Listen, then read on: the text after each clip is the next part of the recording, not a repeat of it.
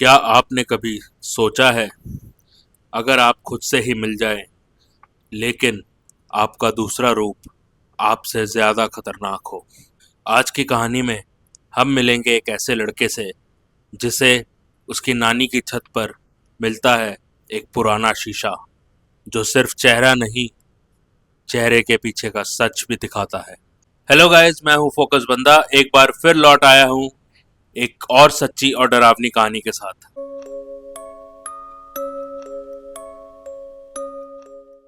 ये कहानी है लखनऊ के एक पुरानी हवेली की।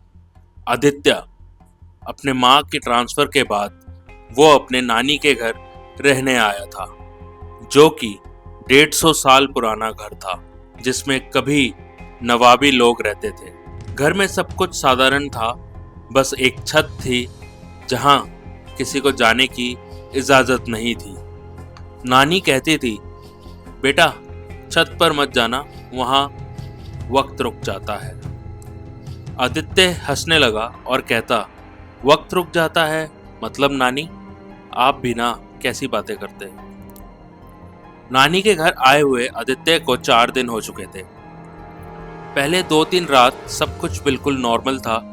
घर पुराना सा था लेकिन सुकून भरा। नानी हर रात गर्म दूध देती थी और पुरानी कहानियां सुनाकर सुला देती थी। लेकिन चौथी रात के करीब 12:30 बज रहे थे। आदित्य सो चुका था। घर में एकदम सन्नाटा था। नानी का कमरा बंद था। बाहर सिर्फ पेड़ों के पत्तियों की हल्की हल्की सरसराहट सुनाई दे रही थी। तभी एक हल्की सी आवाज के साथ पूरे घर की बिजली चली जाती है। रूम एकदम अंधेरे में डूब गया। आदित्य ने आंखें खोली। सब कुछ पिच ब्लैक। खामोशी इतनी गहरी थी कि अपनी सांसों की आवाज तक सुनाई दे रही थी। आदित्य गुस्से में बोला, इन्वर्टर चालू नहीं हुआ, क्या दिक्कत है यार। फिर वो बेड से उठा, मोबाइल उठाया और टॉर्च ऑन की।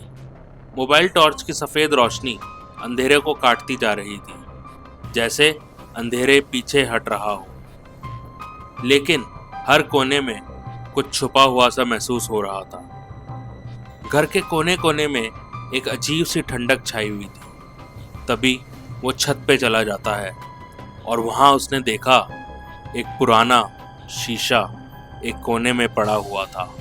चारों तरफ से काले कपड़े से लपटा हुआ आदित्य को एक क्यूरियोसिटी में डाल देता है कि आखिर इस शीशे को काले कपड़े से क्यों लिपटाया है।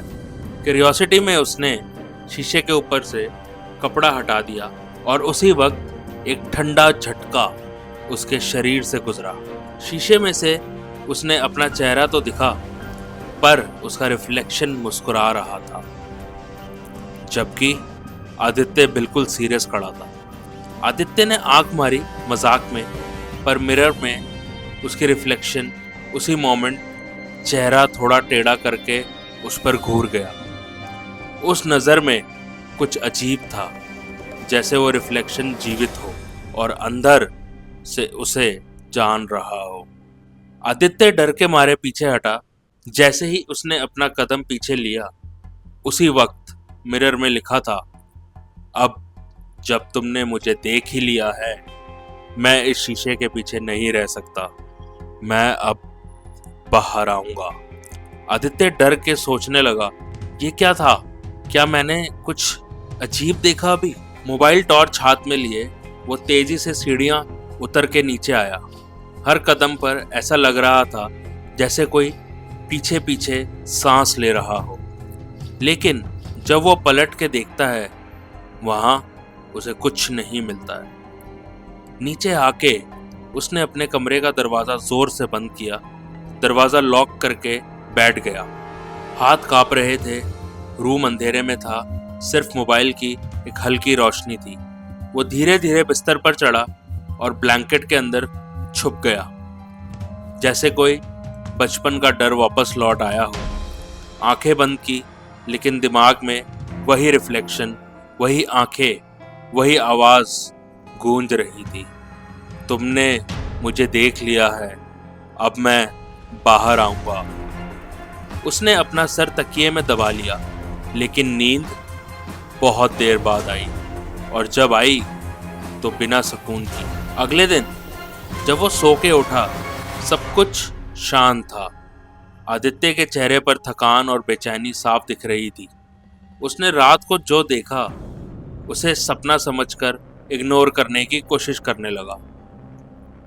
लेकिन जब वो वॉश बेसिन के सामने अपना चेहरा धोने गया, उसने देखा उसके चेहरे पर एक छोटी सी खरोंच थी, जो मिरर के रिफ्लेक्शन वाले चेहरे पर थी।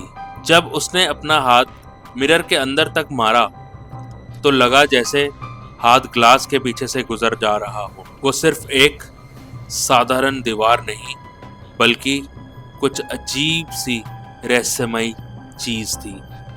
आदित्य घबरा कर और सोचा ये सपना नहीं था। उस दिन वो कॉलेज नहीं गया, घर में इधर उधर घूमता रहा। हर शीशे को कपड़े से ढक दिया, फ्रिज की रिफ्लेक्शन भी हटा दी, मोबाइल का फ्रंट कैमरा भी टेप कर दिया। लेकिन जब वो लिविंग रूम में आया, उसने देखा टीवी अपने आप ऑन हो गया था। स्क्रीन पे स्टैटिक नॉइज थी और फिर उसमें उसका चेहरा दिखने लगा, लेकिन उसका रिफ्लेक्शन टीवी के अंदर चाकू लेके खड़ा था। आदित्य चिल्लाया, मैं पागल नहीं हूँ, ये क्या हो रहा है मेरे साथ? तभी नानी पीछे से आई और बोली, तुम्हारा दूसरा रूप जग गया है बेटा, वो तुमसे आज़ादी चाहता है। आदित्य, क्या मतलब नानी? नानी, हर इंसान के अंदर एक रूप होता है जो कभी एक्सेप्ट नहीं होता। उस शीशे में वो रूप जीवित हो जाता है। तुमने उसे देख लिया, अब वो जिंदा है। शाम को आदित्य ने डिसाइड किया कि वो सब इग्नोर करेगा, लेकिन हर जगह उसे दो चेहरे दिखाई देने लगे, एक असली और एक उल्टा सा, जैसे कोई उसी का ट्विस्टेड वर्जन हो। किचन में सेल्फी कैमरा ऑन करते ही आदित्य सीरियस था, लेकिन उसकी रिफ्लेक्शन ने आंख बंद की और जुबान बाहर निकाली। स्टडी रूम में उसके नोटबुक पर लिखा था, स्टॉप वॉचिंग, स्टार्ट लिसनिंग। उसके घड़ी की सुइयां उल्टी चल रही थी। वो और ज्यादा पैरानॉइड होने लगा। उसने सोचा, मैं पागल हो रहा हूँ, शायद मुझे डॉक्टर के पास जाना चाहिए। तभी उसके फोन पर एक अननोन नंबर से कॉल आया। जब उसने उठाया, उसकी आवाज थी, मैं वो हूं जो तुम कभी बन नहीं पाए, लेकिन बनना चाहते थे। बस मुझे एक मौका दो। आदित्य ने फोन फेंक दिया। उस रात जब आदित्य ने नानी के कमरे में जाके बताना चाहा कि वो घर छोड़कर जाना चाहता है, तो देखा नानी की आंखें खुली हुई थी, लेकिन वो हिली नहीं। उनके हाथों के पास एक छोटा नोट था जिसमें लिखा था, शीशा जब तक टूटेगा नहीं, सच कभी नहीं छूटेगा। तब भी पीछे से एक आवाज आई, तैयार हो आदित्य, मैं आ गया हूँ। रात के करीबन 3 बजे आदित्य ने अपने आप को छत पर खड़ा पाया। उसके हाथ में एक हथौड़ा था, लेकिन उसे याद भी नहीं था कि वो छत पर कैसे आया। मिरर के सामने खड़ा था, लेकिन शीशे में रिफ्लेक्शन थी ही नहीं। हवा तेज हो रही थी, काले बादल छत पर ऊपर मंडरा रहे थे। तभी एक बिजली चमकी और मिरर में अचानक से दूसरा रूप दिखाई दिया। मिरर आदित्य। कितना भागोगे मुझसे आदित्य, मैं तुम ही हूँ, बस असली। तुमने हमेशा लोगों को दिखाया एक सीधा साधा चेहरा, लेकिन अंदर से तुम मुझे ही जिंदा रखते थे। आदित्य चीखा, मैं तुझे वापस शीशे में डाल दूंगा। मिरर आदित्य, मैं कभी शीशे में था ही नहीं, तुम्हारे अंदर था और तुमने मुझे जगा दिया है। मिरर का ग्लास धीरे धीरे पिघलने लगा। उसमें से मिरर आदित्य बाहर आने लगा, पूरा का पूरा। दोनों एक जैसे, लेकिन एक का चेहरा ज्यादा तेज, आंखों में लाल चमक। आदित्य ने हथौड़ा उठाया और उस पर वार किया, लेकिन मिरर आदित्य ने हाथ पकड़ लिया और बोला, मैं सिर्फ तुझे मारने नहीं आया, मैं तुझे बदलने आया हूँ। 1 बरस मैं इस दुनिया में रहूंगा। मिरर आदित्य ने उसका गला पकड़ लिया और दोनों मिरर के अंदर खींच लिए गए। तभी शीशा जोर से टूट गया। सुबह सब कुछ शांत था। नानी की आंखें खुली, वो उठकर छत पर गई। वहां सिर्फ एक नया शीशा था, चमकता हुआ नया सा, और उसमें खड़ा था आदित्य जिंदा, साफ कपड़ों में, मुस्कुराता हुआ। वो नीचे आया, सबसे मिला और बोला, मैं ठीक हूँ नानी, सब कुछ ठीक हो गया है। आदित्य ने मुस्कुराते हुए कहा, लेकिन जब उसने सेल्फी ली तो स्क्रीन पर उसका रिफ्लेक्शन अकेला नहीं था। पीछे एक और चेहरा था, बिल्कुल उसी के जैसा, लेकिन आंखों में एक अंधेरा लेकर चुपचाप घूरता हुआ। जैसे वो कह रहा हो, अभी मैं गया नहीं हूं, बस वक्त का इंतजार है। आदित्य की मुस्कान हल्की पड़ गई।